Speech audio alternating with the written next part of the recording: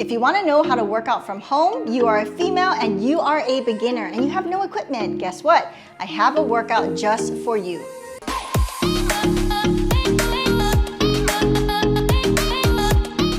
Welcome to my channel, Courageous Fit Female, where it's all about how to get fit God's way. So if this is something that you are interested in, then go ahead and subscribe below and click on the notification button so that you can get notified of all the brand new uploads that I have.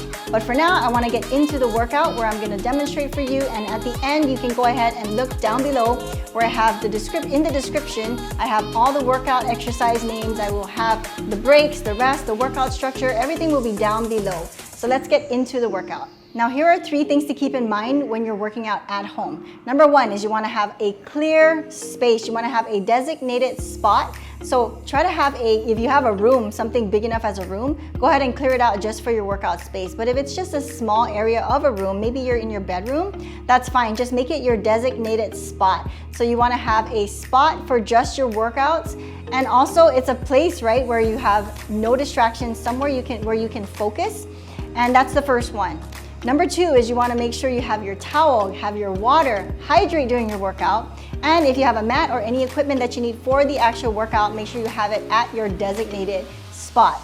And number 3 is you want to have a playlist. You want to have this playlist where you can, Spotify playlist or wherever you get your music, have a playlist ready so that when you're ready to work out, all you have to do is press play and start your workout.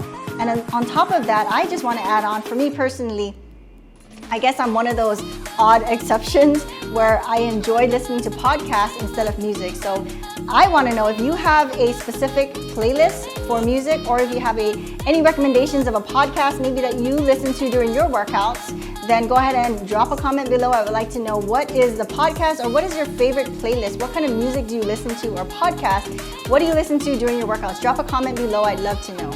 For this workout, you're gonna have 9 moves, which you will do for 30 seconds each. And then before you move on to the next move, you actually have a 15-second transition time. You're gonna do that for 2 rounds, and in between each round, you're gonna have a 1-minute break. And then I also wanna mention that the app that I use, the timer app that I use, is called Tabata Stopwatch Pro, which I will go ahead and link below in the description, so you will find the link for that. Now I'm gonna go ahead and demonstrate each and every one of these moves, so let's go ahead and go to the demo.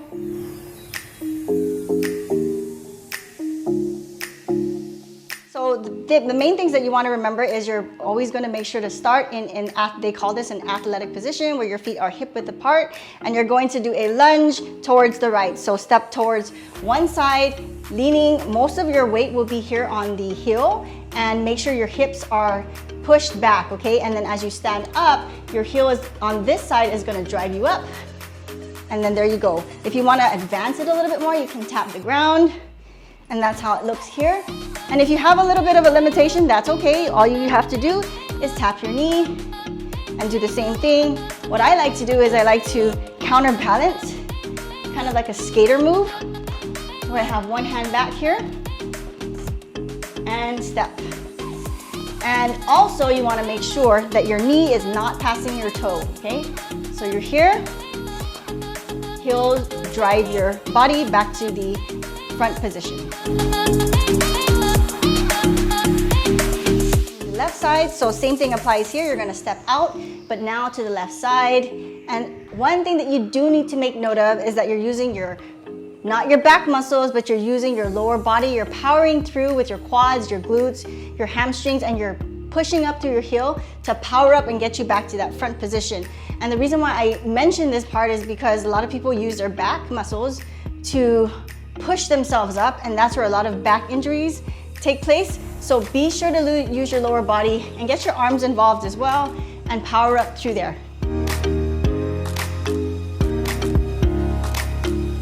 This is a plank. You can do a plank, any plank variation that you wish. You can do it on your hands, on the floor. You can do it on an elevated item like a chair or a bed.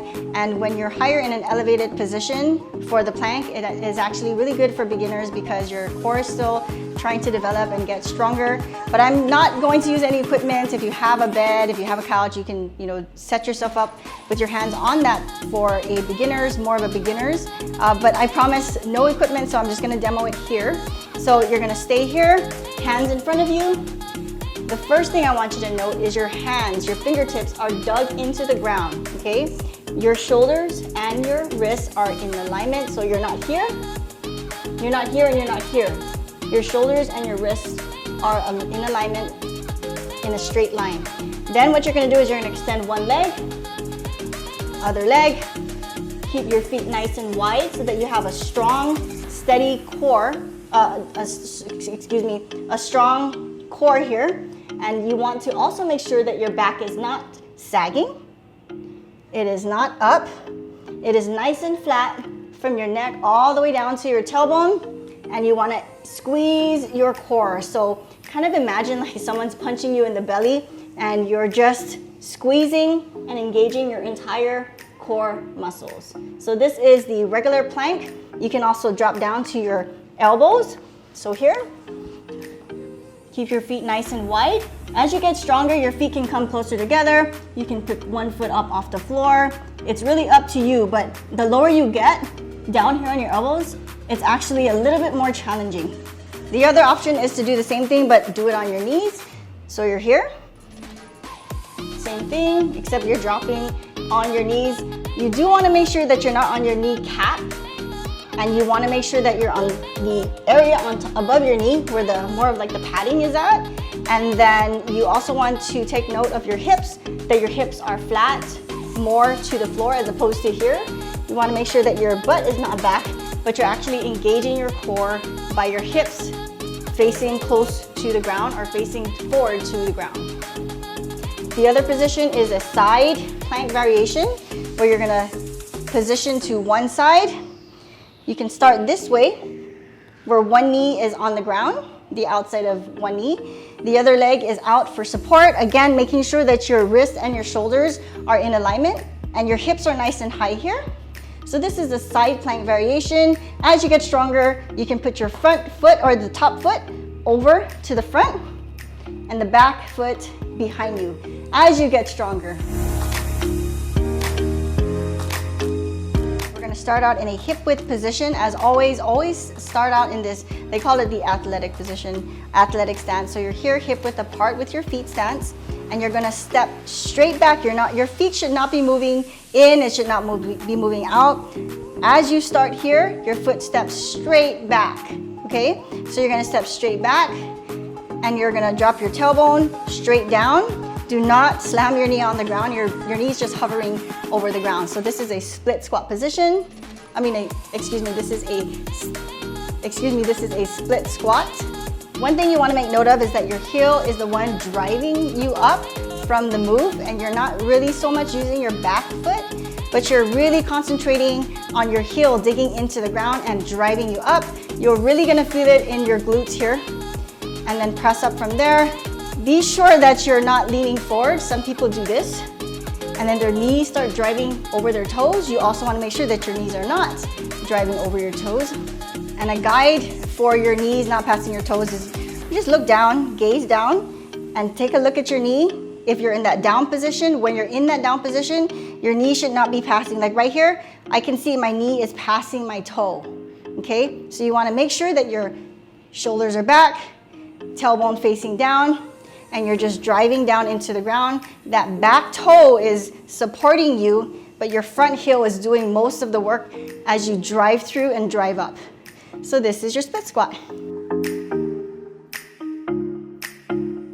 Left side, so same thing applies. Your hip width apart with your feet, step straight back. Your feet, again, just as a reminder, it doesn't travel in, doesn't travel out. Start here, land here, dig your toes into the ground, tailbone goes straight down into the ground here, shoulders back, front heel is doing most of the work, and going from there, driving up through that front heel. Breathe nice and steady. You also want to make sure that you're not looking down, hurting your neck here, you're not looking up. Just gaze straight forward, exhale on the way up, and go from there. So find yourself a clear wall, walk over to your wall. You're going to position your hands in a wider than shoulder width apart position and push from there.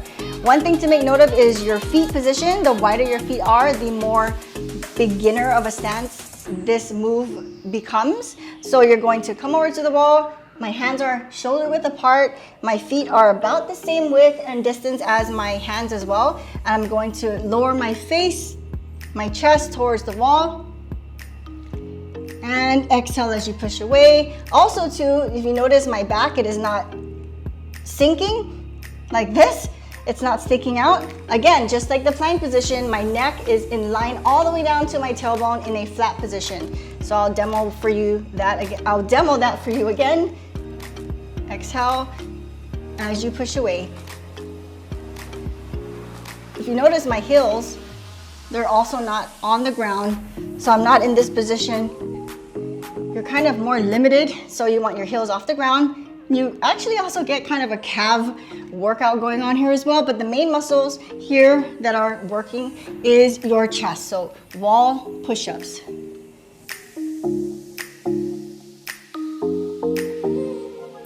Is you're gonna get into a bear crawl position. That means your hands are dug into the ground, just like the plank. Dig your toes into the ground, and you notice my heels are hovering over the ground. This is a bear crawl position, okay?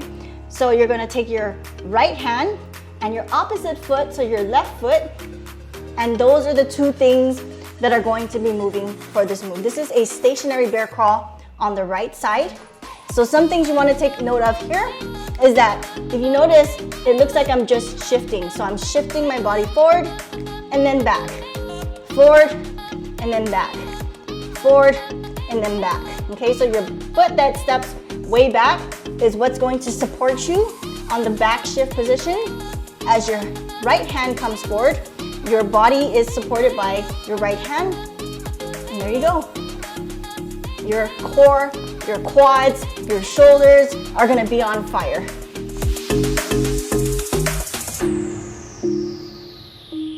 On the left, same thing. You're positioned here. And the other thing now I want you to take note of is your shoulder. I don't know if I mentioned that on the last one, but you wanna make sure that your shoulders, so now you see my left hand is moving. I'm shifting to the back, shifting to the front. So the foot on the back that's stationary, that quad is really doing a lot of work, as you can feel, but your shoulder, you wanna make sure that your shoulders are nice and strong, nice and sturdy. So what I mean by that is don't get into this position and be lazy with your shoulders, okay? Be nice and strong. Everything is moving here. There's a lot of moving parts. And just keep going from here on your stationary bear crawl on the left side.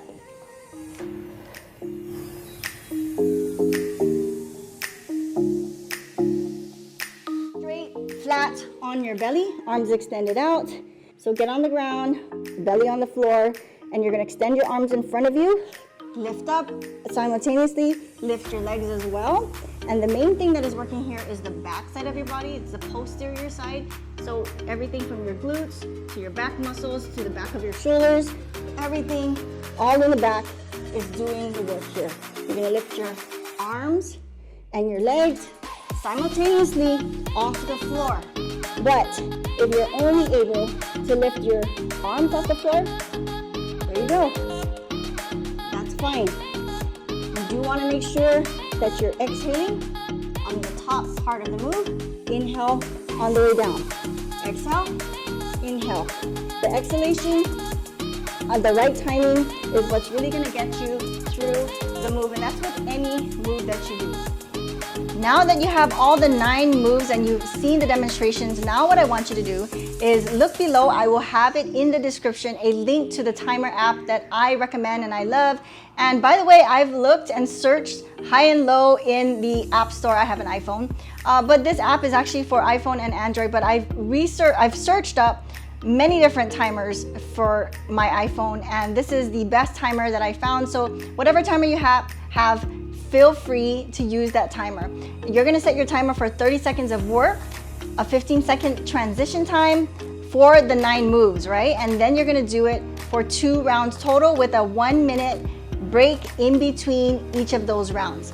Now, remember, before you start, I just want to remind you, as Christian women, we take care of our bodies and we get fit and healthy, not for ourselves, not to fish for compliments, but to take care of our bodies so that we can first and foremost glorify God and thank Him for our bodies and for being able to just be healthy and to be fit, right? So we take care of our bodies and we exercise so that we can make sure that we are being good stewards of our body and that God can be honored through that.